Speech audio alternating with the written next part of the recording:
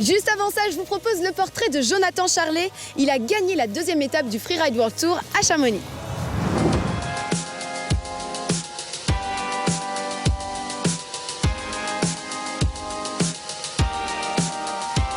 Salut, je m'appelle Jonathan Charlet alias Douds. Je fais le Freeride World Tour depuis 3 ans, donc ça fait 3 ans que je suis pro, quoi. À côté de ça, je suis guide de haute montagne. Donc je gagne ma vie en emmenant les gens en montagne, faire des pentraits, de la cascade de glace.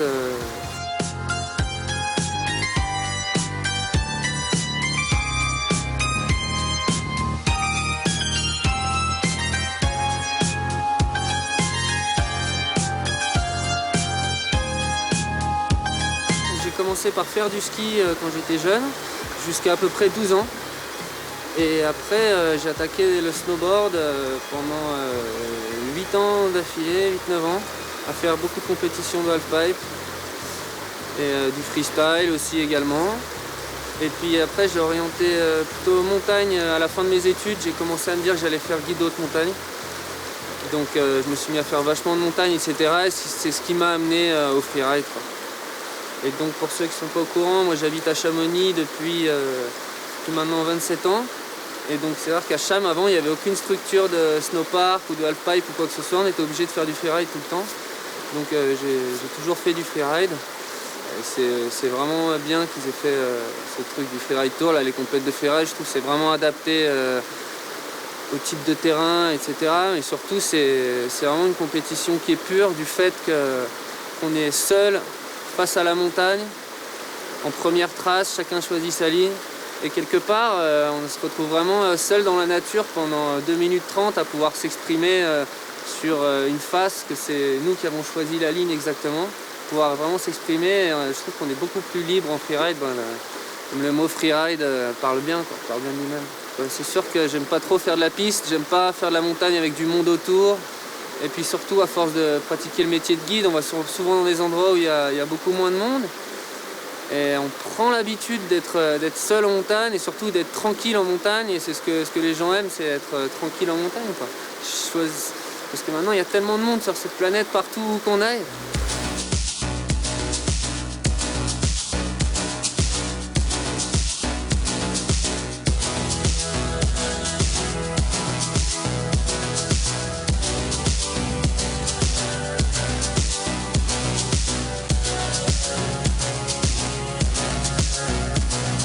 On parle de tout ça, la nature et tout, mais c'est beaucoup des sensations aussi, hein. C'est des sensations d'aller vite, cette sensation de vitesse qui est énorme en freeride, de pouvoir aller à fond dans la puff, sauter des grosses barres et puis replaquer finalement sur des réceptions qui sont très pentues, mais dans la neige, du coup ça rebondit, on prend encore de la vitesse. On n'est pas obligé toujours d'engager et de risquer notre vie sur chaque saut, quoi. C'est vraiment, chacun est libre de lui-même de faire ce qu'il veut, mais en choisissant une ligne qui est plutôt safe, on dit qui prend pas de risque, quoi. On peut aussi se mettre des énormes sauts sans forcément risquer sa vie et c'est ça qui est vraiment sympa. Et c'est pas le but de prendre des risques, le but c'est de se faire plaisir de toute façon.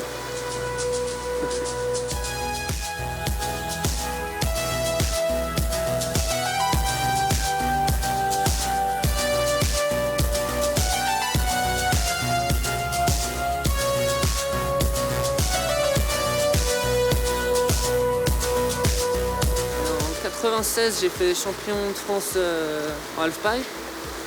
Avant, j'avais gagné l'acquis de snowboard en big air et en border cross. Ça, c'était des petites compètes quand j'étais jeune, quoi. Après, j'ai eu l'occasion de faire pas mal de compètes en halfpipe, des coupes de France. J'ai eu une fois le titre de champion de France et l'année d'après, j'étais 2e. Ouais, on va dire ça. Ouais, c'est quand même un entraînement quotidien. Il faut aller souvent en montagne, il faut faire de la marche, Enfin, moi je pense, ça dépend à quel niveau, parce que si tu fais que le Freeride World Tour, à la rigueur, ça fait que des petites faces, en général c'est 200-300 mètres. Bon, il y a besoin d'un entraînement, mais il n'y a rien besoin de vraiment intensif. Mais c'est sûr, ce qui est important, c'est de s'entraîner à repérer des lignes, à monter dans des petits couloirs. Et puis, c'est important aussi, c'est de se filmer. Du fait de se voir rider, on peut se corriger sur plein de choses, quoi. C'est important d'apprendre à se filmer des lignes avec des potes et tout, et de voir comment on ride, voir comment on aurait pu faire différemment.